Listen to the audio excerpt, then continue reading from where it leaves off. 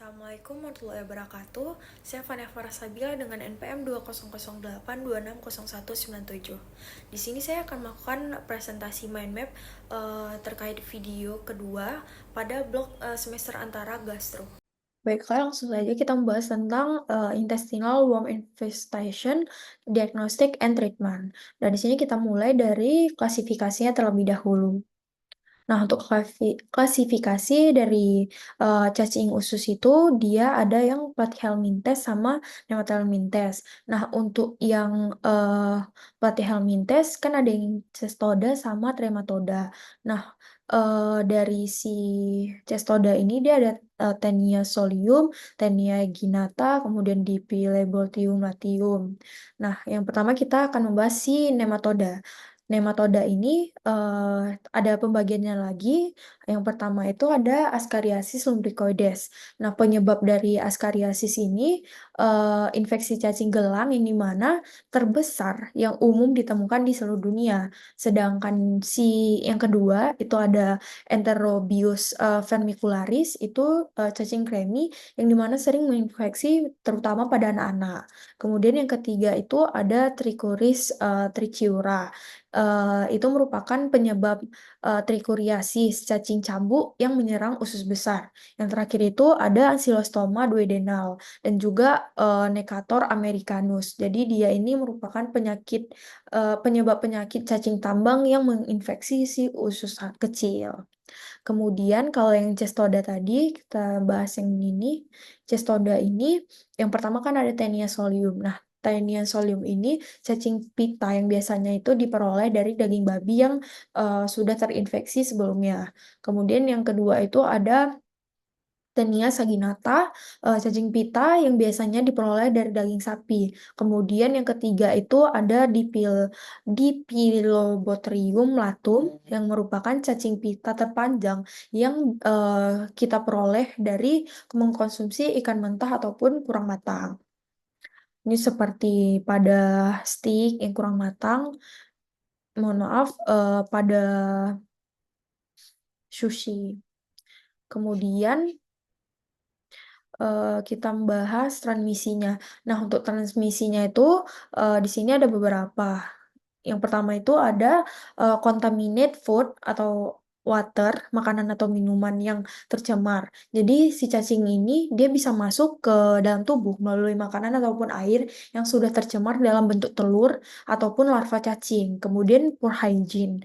Nah, kebersihan yang buruk itu sangat-sangat bisa menyebabkan si cacing-cacing ini melakukan transmisi seperti kita malas cuci tangan, kemudian kita mengkonsumsi air yang tidak bersih, itu juga dapat meningkatkan resiko infeksi. Kemudian kontak with soil, kontak dengan tanah. Jadi pada anak-anak kan sering terjadi tuh main tanah.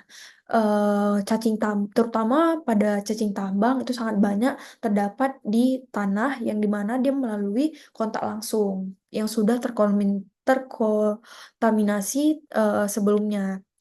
Kemudian yang keempat itu ada consumption of undercooked meat. Konsumsi daging mentah ataupun kurang matang seperti yang sudah saya jelaskan tadi, daging yang tidak dimasak dengan baik itu dia mengandung larva cacing pita. Kemudian untuk simptomnya, untuk gejala, yang pertama itu pada abdominal pain, itu dia akan merasakan nyeri perut. Jadi infeksi cacing ini sering kali menyebabkan nyeri perut. Kemudian diare, jadi gejala umum akibat infeksi cacing ini adalah diare, kemudian ada mual muntah, yang dimana apabila sudah terinfeksi maka pasien akan mengeluhkan mual muntah, kemudian juga kelelahan. Kenapa terjadi kelelahan? Karena cacing ini nanti akan menguras nutrisi tubuh, jadi dia akan menyebabkan rasa lelah. Kemudian weight loss, penurunan berat badan, jadi kehilangan nutrisi yang diserap oleh cacing dapat menyebabkan penurunan berat badan. Kemudian anemia. Nah, infeksi cacing tambang ini bisa juga menyebabkan anemia akibat kehilangan darah. Selanjutnya itu ada diagnostik. Untuk menegakkan diagnosanya, yang pertama itu kita harus melakukan pemeriksaan tinja ataupun stool examination, yang di mana untuk mendeteksi telur cacing dalam tinja. Dia merupakan, metode diagnostik utama pada, eee, pemeriksaan ini. Kemudian yang kedua itu ada blood test ataupun tes darah untuk mendeteksi adanya anemia ataupun reaksi alergi akibat infeksi cacing ini.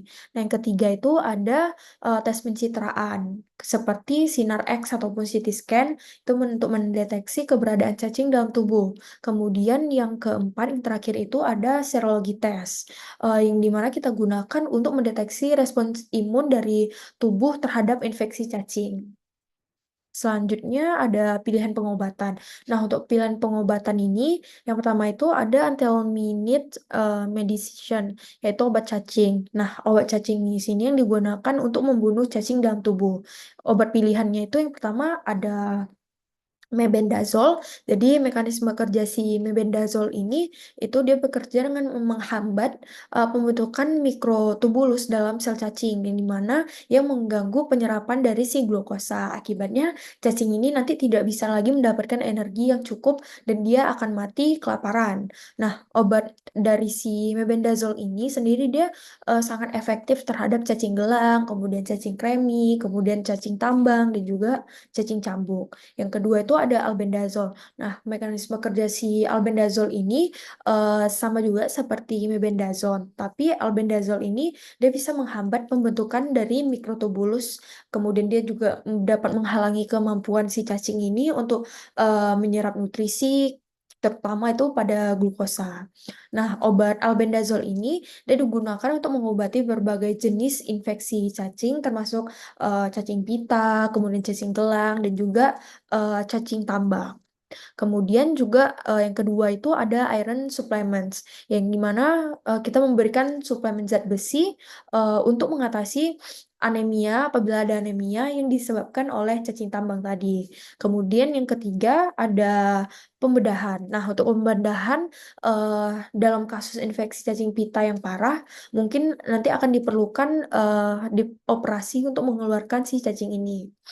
Kemudian yang terakhir kita membahas, prevention ataupun pencegahannya. Nah, untuk pencegahannya itu yang pertama sangat kita tekankan untuk personal hygiene, yaitu kebersihan pribadi, yaitu, bisa dengan mencuci tangan dengan sabun, kemudian, terutama sekali pada saat sebelum makan dan setelah menggunakan toilet, apalagi toilet umum kita ketahui, kotor itu harus kita perhatikan terlebih dahulu.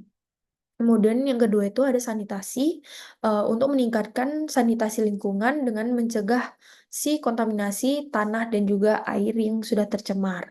Kemudian yang ketiga itu ada pemberian obat cacing berkala. Nah, terutama ini, untuk anak-anak dan juga kelompok yang berisiko tinggi harus kita berikan obat cacing secara berkala. Kemudian yang terakhir itu ada education and awareness program, di mana, dimasuknya ini pendidikan dan program kesadaran. Nah, kita harus memberikan edukasi kepada masyarakat tentang resiko, dan juga cara mencegah si infeksi cacing ini. Mungkin itu saja yang dapat saya sampaikan dan juga saya jelaskan, lebih dan kurangnya saya mohon maaf. Saya ucapkan terima kasih, saya akhiri, assalamualaikum warahmatullahi wabarakatuh.